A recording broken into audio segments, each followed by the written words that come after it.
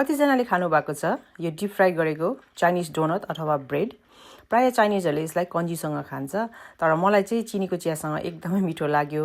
सजिलो छ बनाउन पनि। सुरु गरौँ है त रेसिपी। यसको लागि मैले यहाँ 3 कप मैदा लिएको छु। त्यसमा स्वाद अनुसार नुन राखेँ र ठुलो चम्चीको 1 चम्ची एक्टिभ ड्राई लिएको छु। 2टा अन्डा राखेको छु। अब यसलाई चाहिँ राम्रोसँगले पहिला मिक्स गर्नुपर्छ। यो अन्डालाई चाहिँ पिठोमा मिक्स मजाले हुन दिन पर्यो। त्यसको बादमा मैले मनतातो दुध थोरै थोरै राखेर चाहिँ अब यो पिठोलाई मुस्न गइरहेको छु।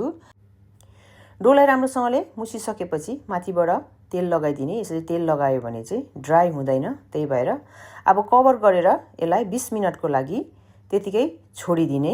यो डबल साइज भएर आउँछ। यदि तपाईहरुको डबल साइज भएन भने पनि आतिनु पर्दैन, किनभने नुन राखेर हामीले इस्ट राख्यौं भने खासै राम्रोसँगले फुलिँदैन।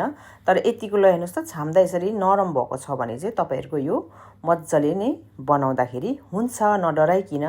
अब फेरि एकपल्ट राम्रोसँगले मुसिसकेपछि मैले यो डोलाई चाहिँ 2 भागमा बाँडेर अब बेल्न गइरहेको छु।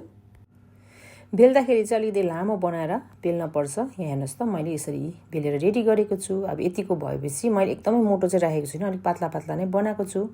अब यसलाई चाहिँ यसरी काट्न पर्छ।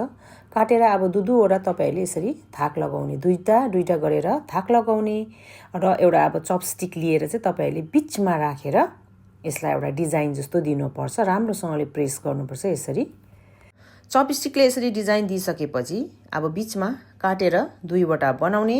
अब एक-एकवटा लिँदै फेरि यसको पनि साइडमा 2 भागमा यसरी पिन्च गरिदिने। अनि चाहिँ मज्जाले तपाईहरुको डिजाइन बनेर रेडी हुन्छ। ल हेर्नुस् त।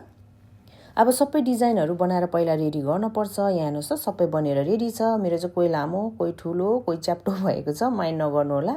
यसलाई कभर गरेर तपाईहरुले 15 मिनेट राख्नु भयो भने चाहिँ यो हल्का फुलिन्छ यसरी। अब यो फुलिसकेपछि चाहिँ फ्राई गर्नलाई रेडी छ। मैले यहाँनिर तेल पनि तताइसकेको छु। मिडियम हाई हिटमा तेल तताएको छु। अब चाहिँ यो ब्रेडहरुलाई राखेर फ्राई गर्नुपर्छ। अब यो ब्रेडलाई तेलमा हालिसकेपछि चाहिँ त्यतिकै छोडेर चाहिँ बस्नु हुँदैन। हल्का तपाईहरुले चलाइ चाहिँ रहन पर्छ, किनभने यो चारैपट्टि गोल्डन ब्राउन हुन पर्छ, त्यही भएर। अनि अब यो बिस्तारै आफै फुलिँदै पनि आउँछ। अहिले यतिको फुलिएको छ। अब एकछिनमा तपाईहरुले देख्न सक्नुहुन्छ कत्रो कत्रो हुन्छ भनेर। अब यसलाई मज्जाले तपाईहरुले 2 साइड गोल्डन ब्राउन हुइन्जेलसम्म चाहिँ फ्राई गर्नु होला। पाक्दै गएपछि यो झन् फुलिँदै आउँछ। ल हेर्नुस् त अघिको भन्दा कति ठुलो भइसकेको छ। अब चारैपट्टि गोल्डन ब्राउन भइसकेपछि मैले निकालेको छु। यो एकदमै मिठो हुन्छ। तपाईहरुले तातो तातो चियासँग इन्जोय गर्न सक्नुहुन्छ, कन्जीसँग इन्जोय गर्न सक्नुहुन्छ।